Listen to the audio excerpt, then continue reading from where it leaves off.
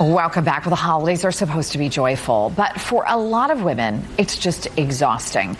Research shows that women handle about 71% of the mental load, all the invisible planning, the organizing, the anticipating, and reminding that keeps a household running. And then during the holidays, well, the load grows, driving stress and burnout if we are not intentional in trying to prevent it. Licensed therapist, relationship expert, author, and our good friend Colette Fehr is joining us this morning to talk more about all of this. First of all, great to have you. Thank you for having me. Happy Thanksgiving week. You too. I'm so happy to be here. And listen, we don't want to disparage husbands because sometimes husbands can be helpful, right? And a lot of them are. They're like, what can I do to help you? What can I do to alleviate? And sometimes we're not the best at delegating those things, right? However, it is more stressful for women for the most part, isn't it? I think most of it falls on women. We have a long way to go as a society in terms of other people putting that expectation on us, but there are a lot of things that we're doing internally that aren't helping that we can shift. Okay, so let's talk about the 3 things that we can do to prevent the burnout so that we don't dread the holidays, especially if we're hosting, right? So what is number 1?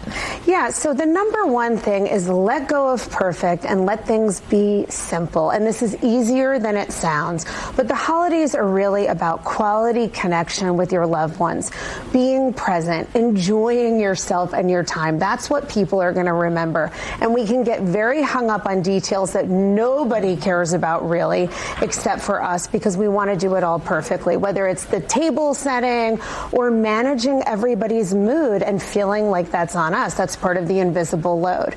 So instead, focus on the things that are really meaningful and fulfilling and let the rest go. And by that, you mean we don't have to be Martha Stewart and it's okay to use paper plates. Yes. Right? Yes. Instead of cooking a meal that you will be agonizing over for hours, order out or do a family potluck.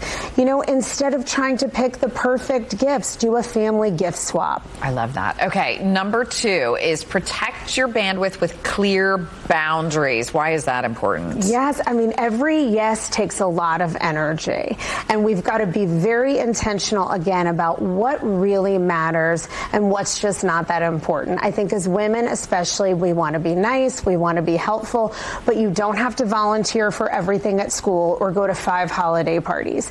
And if you go to a holiday party, it's okay to leave early. Just set an expectation with somebody. You know, thank you so much for including us. We'd love to be there, but we'll only be able to stay for an hour. And at the end of the day, we have to remember it's okay to disappoint other people.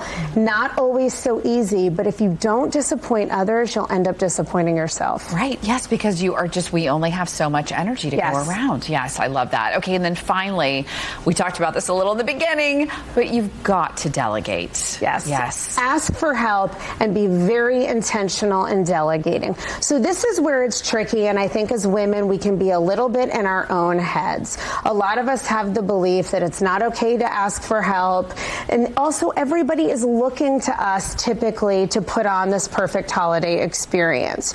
So if we can shift our mindset away from it's not okay to ask for help or I shouldn't have to, which I hear a lot from people, which is the road to resentment. The reality is, since we still have work to do as a society in terms of changing these roles, we do have to ask for help clearly, calmly, assertive communication, which is what I talk about in my book, The Cost of Quiet, right? Put it out there. So make a list of everything on your plate and don't be afraid to say, hey, could you handle the gift wrapping this year? I'm overwhelmed. And then this is the key.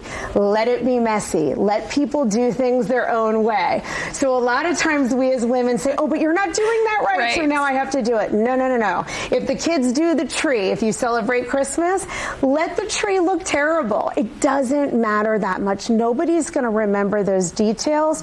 What they're going to remember is that you were present and joyful and with them, and that you made really fun holiday memories. I love that. And you just gave me an idea to give each of my kids a side to make for Thanksgiving. I love it. Right? Exactly. And if it doesn't taste that good or somebody gets sick, Yeah, you know, I didn't do it. It's okay. At the end of the day, it's okay, because otherwise we roll out of the holidays exhausted and depleted, and that's no fun. So we've got to focus on what we can control, ask for that help very clearly, and then also let the rest go. I love that. Good stuff. Colette, always great to have you. Thank you so much for being with us this morning. Thank you. Happy Thanksgiving. Colette Fehr, we love her. Happy Thanksgiving to you, and we'll be back right after this quick break. Don't go away.